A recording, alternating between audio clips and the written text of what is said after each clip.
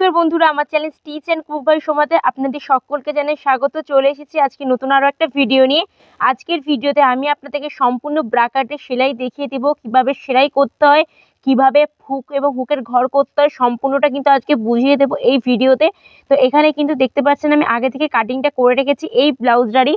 তো যারা কাটিং ভিডিওটা দেখেনি অবশ্যই একবার দেখে নেবেন, আমার চ্যানেলে কিন্তু দেওয়া আছে, আমি কিন্তু আই বাটনের লিঙ্কটা দিয়ে দেবো। তো অবশ্যই করে কিন্তু একবার ভিডিওটা দেখে নেবেন, তাহলে বুঝতে পারবেন কীভাবে ব্লাউজটা কাটিং করেছি আমি।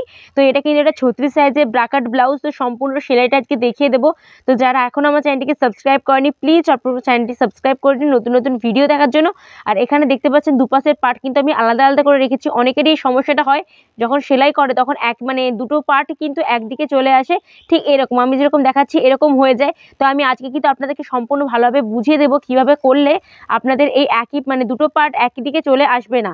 তো দেখতে পাচ্ছেন এটা কিন্তু আমার সেম কাপড়ের বলে কোনো অসুবিধা হচ্ছে না। যদি প্রিন্টেড কাপড় হয় আপনারা কিন্তু প্রথমে এভাবে কিন্তু খুলে নেবেন, বাঁ দিকের পার্ট আলাদা করে নেবেন এবং ডান দিকের পার্ট আলাদা করে নেবেন। এইভাবে করে নিলে কিন্তু আপনাদের অনেকটা সুবিধা হবে।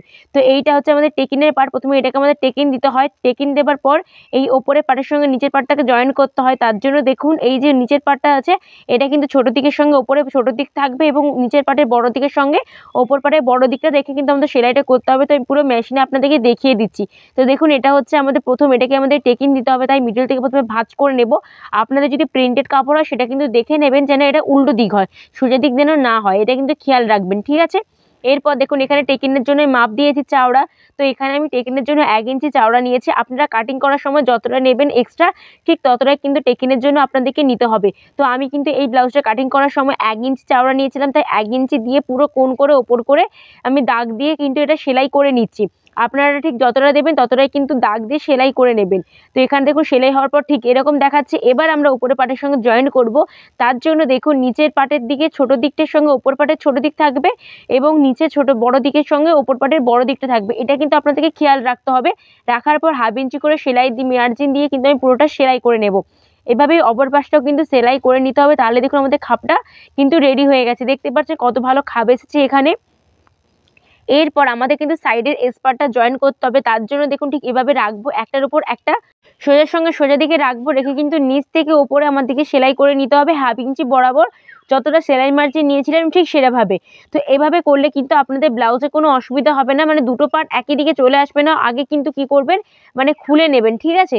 তো এখানে দেখুন সেলাইটা করে নিয়েছি। করে নেবার পর এবার আমরা এখানে বেল্টের পার্টটা জয়েন করব। তার জন্য দেখুন বেল্টের যে সুমা দিকটা থাকে এটা কিন্তু সামনের দিকে আমাদের জয়েন্ট হবে, যেদিকে আমাদের হুক এবং হুকের ঘর থাকবে সেদিকে জয়েন্ট করতে হবে। এবার দেখুন এখানে সামনের কিছুটা অংশ বেল্টের এভাবে ঠিক বের করে রাখবো।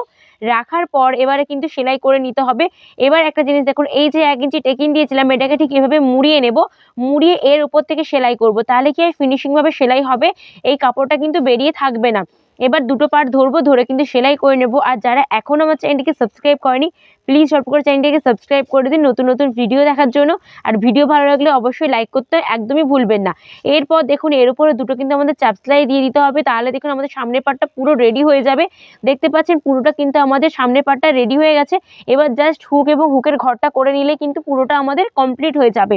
এটা হচ্ছে সামনের পার্ট। সেমভাবে আরও একটা দেখুন আমি অপর পাশেও কিন্তু রেডি করে নিয়েছি সেম একই পদ্ধতিতে।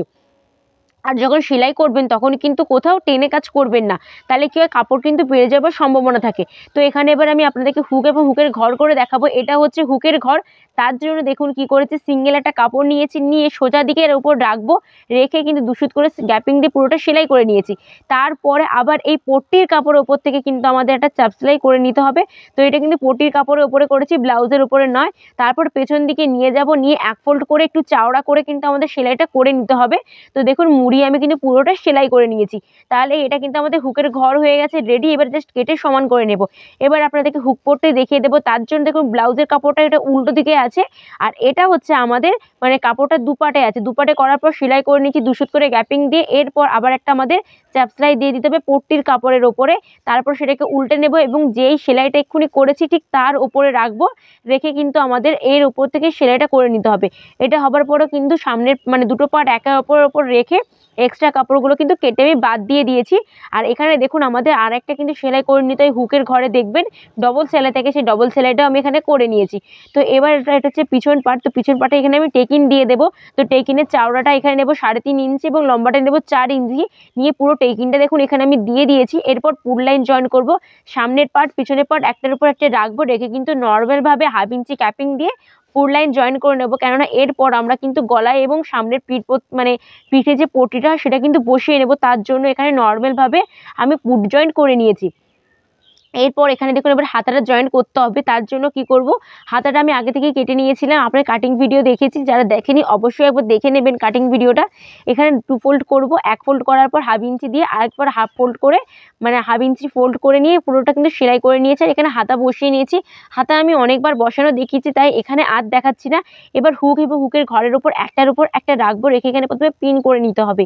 পিন করে নিয়েছি, এরপর আমাদের ভাঁজ করে এর মিডল পোর্শন বের করে নিতে হবে।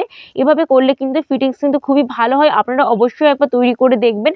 তো এখানে দেখুন আমি কিন্তু দাগ দিয়ে দিয়েছি মিডল পোর্শনে। এবার পিঠের যে মিডল পোর্শন সেটাও কিন্তু বের করে নিয়েছি, মানে জাস্ট মিডল থেকে ভাঁজ করে নিলে কিন্তু মিডল পোর্শনটা বেরিয়ে যাবে। এবার একটার উপর একটা দেখে এখানেও পিন করে নেব। পিন করার পর এই হাতার দিক থেকে নিচ বরাবর 2 সুত করে গ্যাপিং দিয়ে পুরো নিচ বরাবর একদম কিন্তু সেলাইটা করে নিতে হবে। এটা কিন্তু একটা নর্মাল সেলাই, এরপর আমাদের কিন্তু মেন ফিটিংসটা হবে। তো এখানে দেখুন পুরো সেলাইটা আমি করে নিচ্ছি, এটা কিন্তু নর্মাল সেলাই। এই অপর পাশে সেমভাবে কিন্তু এখানে সেলাইটা করে নেব। করার পর জাস্ট এখানে মুহুরির হাফ নিয়ে নেবেন এবং ছাতির কাছে ছাতির 1/4 করে যত বেরোবে তত নিয়ে নেবেন, এবং কোমরের দিকে কোমর যা থাকবে তাকে কিন্তু 4 দিয়ে ভাগ করে নিতে হবে। সেই মাপ 3টে নিয়ে পুরো স্কেল দাগ দিয়ে মিলিয়ে তার উপর থেকে কিন্তু সেলাই করে নিতে হবে। সেটা কিন্তু ফিটিংসের সেলাই আমি অনেকবার দেখিয়েছি, তাই এখানে আর দেখাচ্ছি না। তো দেখুন এখানে পুরো ব্লাউজটা আমার রেডি হয়ে গেছে। রেডি হওয়ার পর ঠিক এরকম দেখাচ্ছে। এরপর আমি কিন্তু ইস্ত্রি করে নেব, তাহলে পুরো ব্লাউজটা তৈরি হয়ে যাবে। এই ফিটিংস কিন্তু খুবই ভালো হয়, আপনারা অবশ্যই একবার তৈরি করে দেখবেন। তো দেখা হচ্ছে অন্য কোনো নতুন ভিডিওতে, আজকের জন্য টাটা।